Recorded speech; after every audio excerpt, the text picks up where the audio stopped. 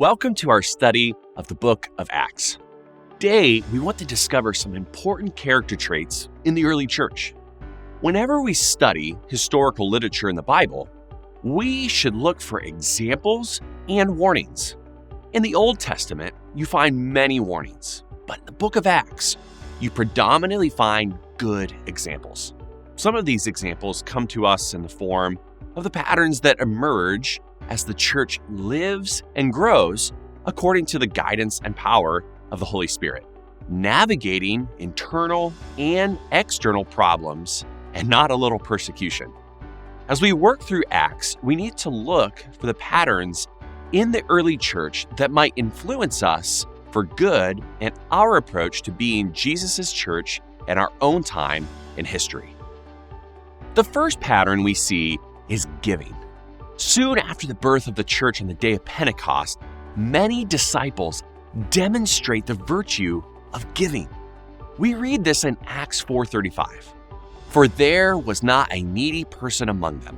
For all who were owners of land or houses would sell them and bring the proceeds of the sales and lay them at the apostles' feet, and they would be distributed to each as any had need.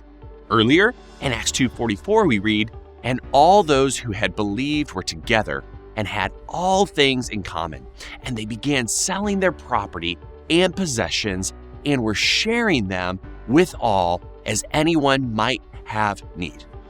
Though this specific act in this limited period of time is a more descriptive than prescriptive, the spirit of the act is quite telling. This is to say that this period of giving does not represent a general biblical call to commune living or socialism, far from it.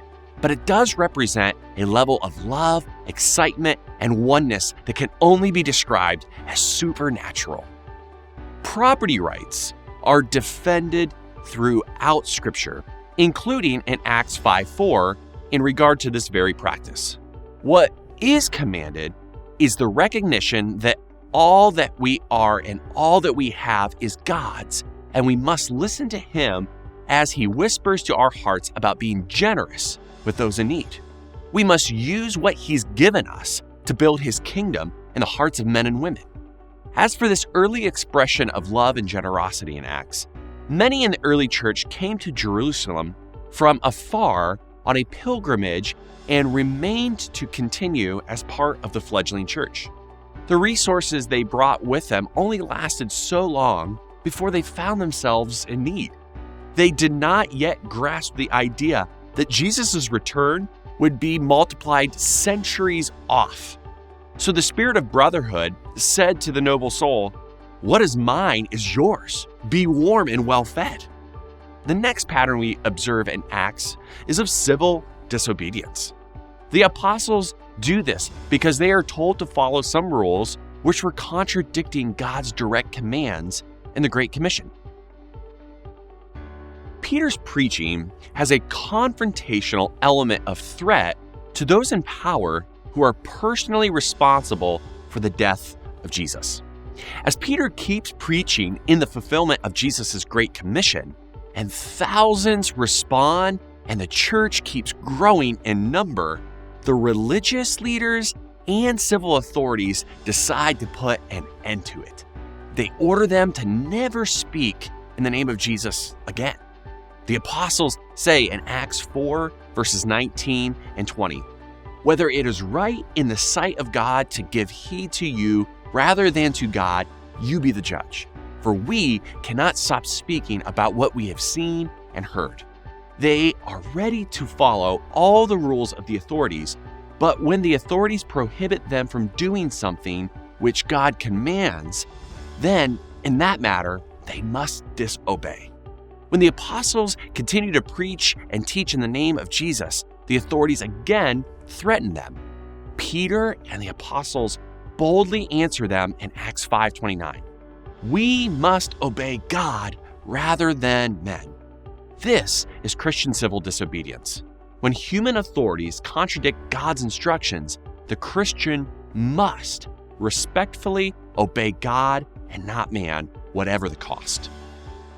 As we move on to Acts chapter 5, we see a pattern of church discipline emerge. Many in this first pulse of the church were selling their property and bringing the proceeds of their sales to the apostles. During this time, a man named Ananias and his wife Sapphira sell a piece of their property. They decide to give part of the money acquired through the sale. So far, this is not a problem. It's their property, and they can do with it as they please. The issue, however, is within their desire to have the reputation of someone who gave everything when in reality, they only gave a portion. This deception has an interesting correlation with a curse in Malachi 1:14, which says, "But cursed be the swindler who has a male in his flock and vows it, but sacrifices a blemished animal to the Lord. For I am a great king, says the Lord of hosts, and my name is feared among the nations." Peter asked Ananias, "Ananias, why has Satan filled your heart to lie to the Holy Spirit and to keep back some of the price of the land? While it remained unsold, did it not remain your own? And after it was sold, was it not under your control? Why is it that you've conceived this deed in your heart? You have not lied to men, but to God." As he heard these words, Ananias fell down and breathed his last, and great fear came over all who heard it. This is church discipline at the highest level. Mercy and grace should always be received with a tinge of fear, as the author of Hebrews says in Hebrews 10:31. It's a terrifying thing to fall into the hands of the living God. A redeemed person, even a regenerate person, is not a complete person. They need to grow into the likeness of Christ. A church filled with incomplete souls must therefore continue to teach and disciple and discipline. The two things that keep the church pure in its first generation are persecution and discipline. God takes care of the persecution part from time to time, pruning branches from his vine. He has called his leaders to maintain church discipline, however, which is the subject of Jesus' discourse with his soon-to-be apostles in Matthew 18. Thus, today's church should also practice church discipline to keep its integrity. In Acts chapter 6, you see an important pattern that makes a distinction between spiritual gifts that are pastoral and spiritual gifts that are practical. The Holy Spirit, arriving on Pentecost, endows the disciples with various spiritual gifts leading to varied types of ministry. The church has many needs, and so the Holy Spirit endows believers with different gifts that every need might be met successfully and effectively. What we call here pastoral gifts are those public gifts of preaching, teaching, shepherding, and counseling through the Word of God. When speaking of practical gifts, we are speaking more in terms of gifts of administration, gifts of serving, gifts of generosity. Somebody has to make lunch, fix the roof, and make sure that those in the church are clothed and sheltered and given basic medical care when they cannot do these things for themselves. Acts chapter 6 tells us that the church begins to multiply. Wherever people increase, people problems also increase. The church is taking care of the essential needs of the community as a community, but growth raises new and unforeseen issues, administrative problems. There are also accusations of prejudice, but let's leave that discussion for another time. Acts 6:1 describes it this way. Now, at this time, while the disciples were increasing in number, a complaint arose on the part of the Hellenistic Jews against the native Hebrews, because their widows were being overlooked in the daily serving of food. The church has to expect problems when it is feeding a growing multitude of people every day. But too much of the apostles' time is being taken up in administering issues that can be easily handled by a different talent base. So the apostles call a meeting and they say, "It is not desirable for us to neglect the word of God in order to serve tables. Therefore, brethren, select from among you 7 men of good reputation, full of the Spirit, and of wisdom, whom we may put in charge of this task. But we will devote ourselves to prayer and to the ministry of the word." Thus, we find the origin of deacons in the church, faithful souls who are full of the Spirit, but honed to practical concerns. Some prove themselves through ministries of service, like 2 of these first deacons in Acts. Stephen and Philip, who became powerful preachers and leader types in their own ministries. And what is the fruit of this orderly diversification of giving? Acts 6:7 describes that for us. And the word of God continued to increase, and the number of the disciples multiplied greatly in Jerusalem. Have you discovered your spiritual gift? Have you taken up the call to practical ministry to prove your commitment and to learn the service part of servant leader? The church will be greatly blessed if you do. In Acts chapter 7, a pattern of martyrdom emerges. One of the deacons appointed in Acts 6 emerges as a powerful prophetic figure and stirs so much trouble for the Jewish leaders that they put him on trial and execute him there on the spot. One of the early church fathers said, "The blood of the martyrs is the seed of the church." When Stephen dies for his faith, Saul of Tarsus is holding the coats for those who stoned him. Soon, this Saul, who is persecuting the church, will be dramatically converted and become known as the Apostle Paul, the most dynamic Christian missionary in Christian history. In Acts chapter 8, we discover the pattern of apostasy. Acts 8 verses 9 through 11 describe such a man as follows. Now, there was a man named Simon, who formerly was practicing magic in the city and astonishing the people of Samaria, claiming to be someone great. And they all, from smallest to greatest, were giving attention to him, saying, "This man is what is called the great power of God." And they were giving him attention because he had for a long time astonished them with his magic arts.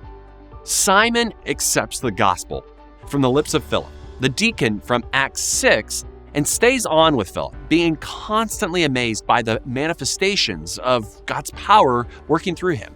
Things seem fine until the apostles show up, and laying their hands on them, they were receiving the Holy Spirit.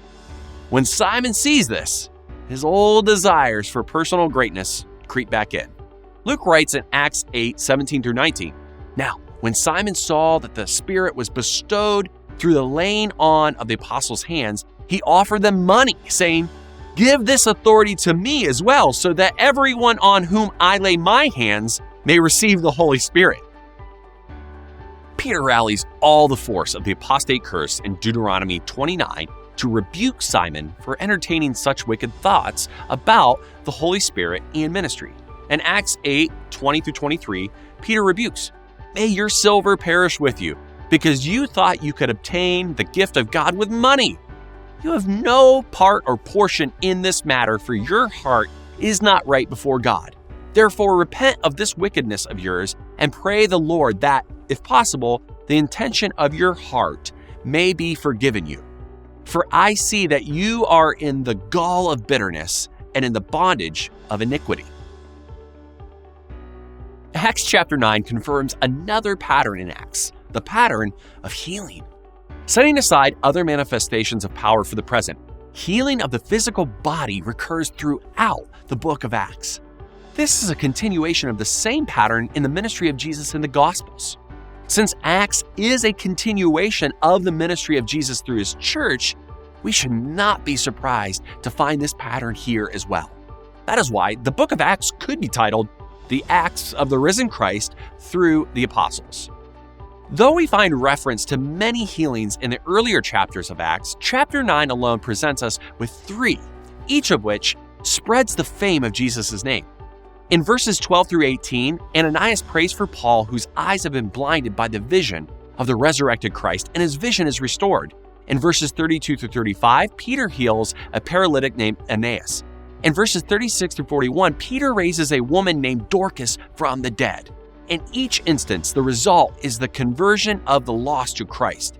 Indeed, the purpose of healings is to the glory of the Lord and thus to add disciples to the church.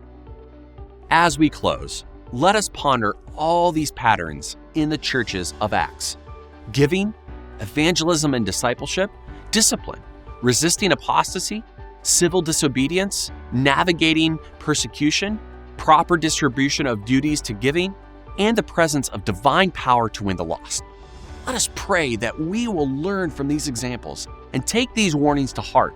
May we be used in these ways so that even the unsaved would declare them patterns of Christ's church.